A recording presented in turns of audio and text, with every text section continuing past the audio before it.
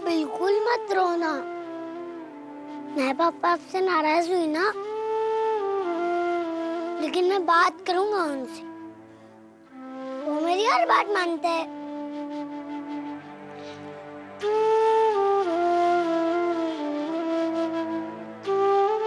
हाँ मम्मी, आप रोना नहीं।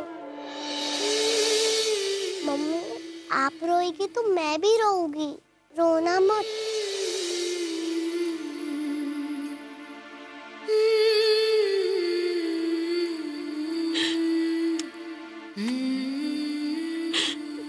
आप नहीं जानते पायल, आपने मुझे मम्मा कहकर कितनी बड़ी खुशी दी है।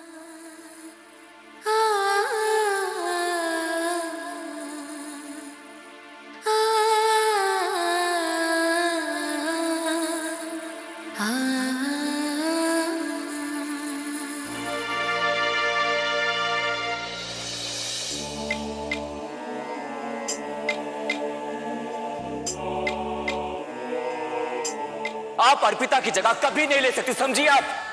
मेरे दिल में, मेरी जिंदगी में अर्पिता की जगह कोई नहीं ले सकता।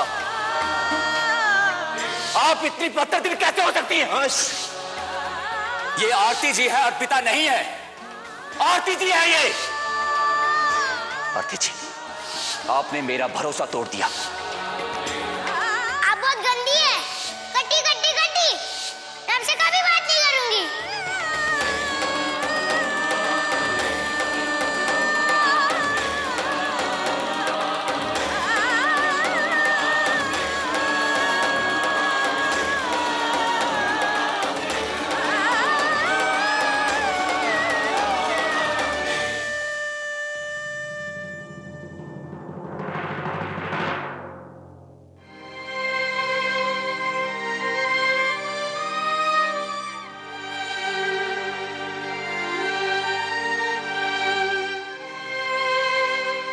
मैंने तुझे समझाया भी था कि तू आरती है, आरती बनकर ही कोशिश कर, पर तूने मेरी बात को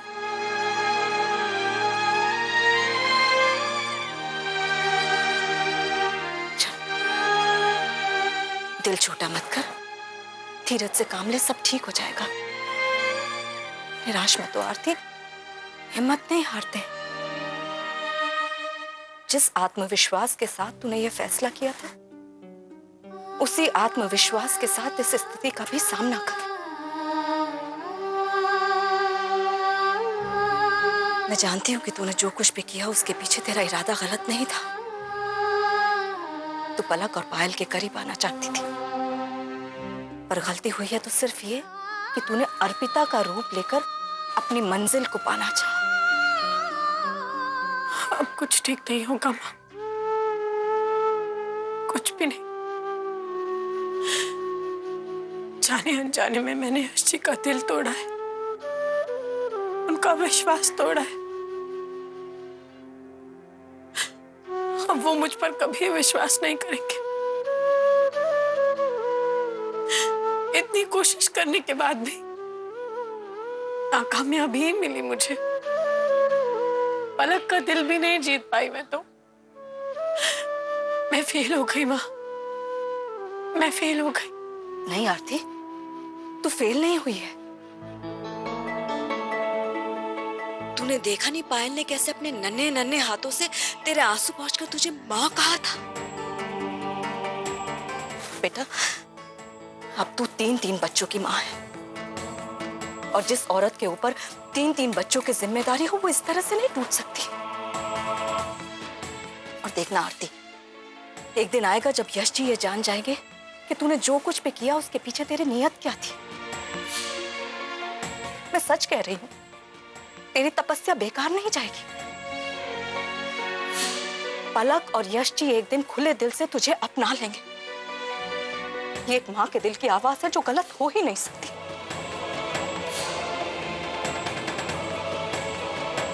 तू बस अपना आत्मविश्वास मत खो आरती।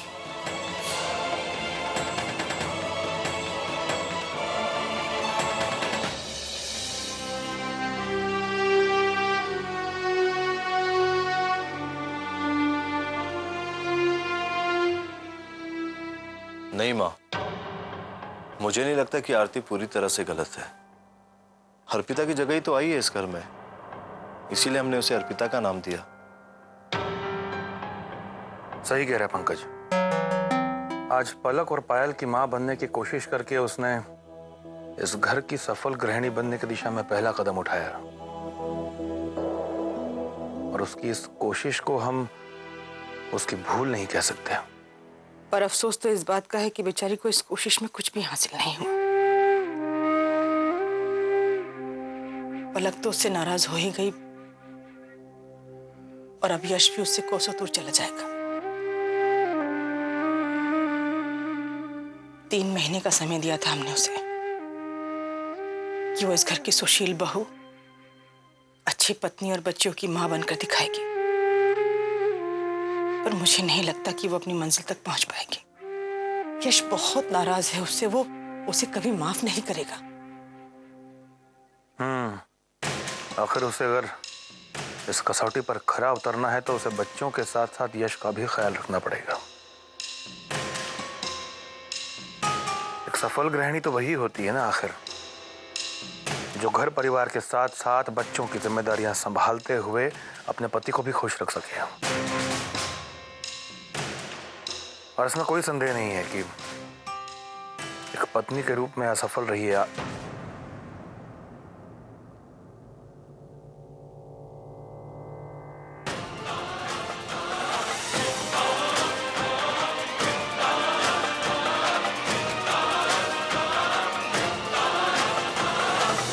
यश, आ बेटा, आजा। नहीं माँ, मुझे आप लोगों से कुछ बात करनी है। हाँ बेटा, बोलना, क्या बात है? बाबूजी, कल अर्पिता का श्राद्ध है, और हर साल की तरह इस साल भी मैं अर्पिता का श्राद्ध करना चाहता हूं, वो भी पूरे विधि विधान के साथ।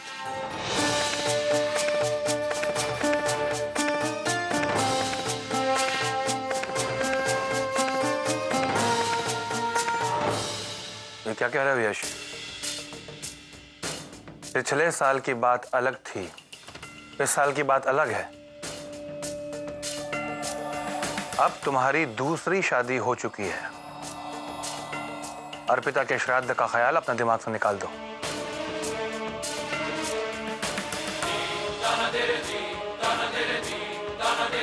बाबूजी, दोबारा शादी कर लेने से मेरे और अर्पिता के रिश्ते में कोई बदलाव नहीं आया है, तो फिर क्या फर्क पड़ता है?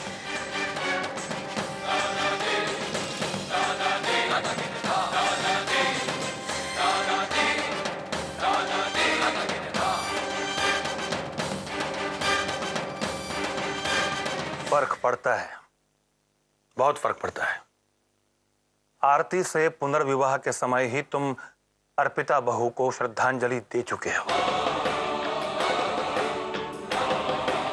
और विधि विधान भी यही कहते हैं कि नई पत्नी के होते हुए पुरुष अपनी मृत पत्नी का श्राद्ध नहीं कर सकता। एक पत्नी के जीवित रहते हुए मृत पत्नी को श्रद्धांजलि देना धर्म के विरुद्ध है।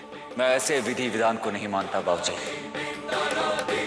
जो मेरे और अर्पिता के रिश्ते में कोई भी बदलाव लाए। यश, हम समाज में रहते हैं और समाज के बनाए नियमों का पालन करना धर्म है हमारा। कोई पंडित, कोई पुजारी यह श्राद्ध नहीं करेगा। बाबूजी, मैं अर्पिता का श्राद्ध जरूर करूंगा।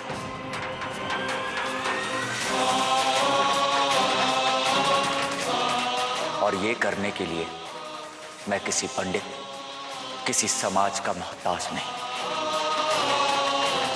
अपनी पत्नी से बेइंतहा प्यार करना, उसे याद करना, यह अधर्म नहीं है बाबूजी।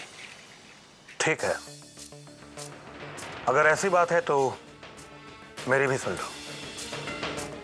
ये अधर्म मैं इस घर में नहीं होने दूंगा। अर्पिता का श्राद्ध इस छत के नीचे नहीं हो सकता।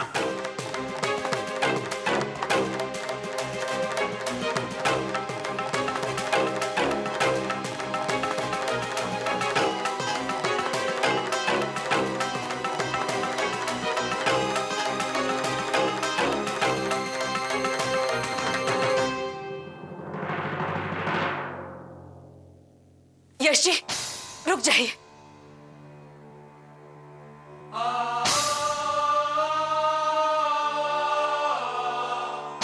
यश जी, ना मैं अपनी बेटी की तरफदारी करूंगी, ना ही कोई सफाई दूंगी।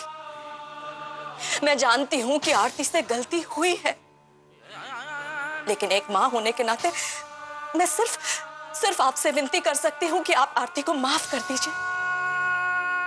उसकी नादानी के लिए खुद को तकलीफ मत दीजिए यश जी, मत दीजिए।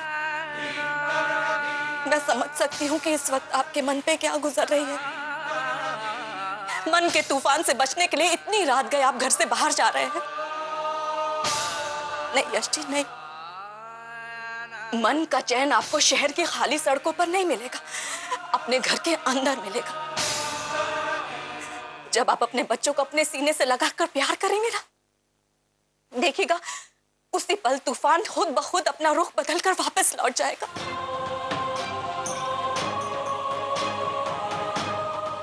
यश जी, इस वक्त आपकी बच्चियों को आपकी जरूरत है।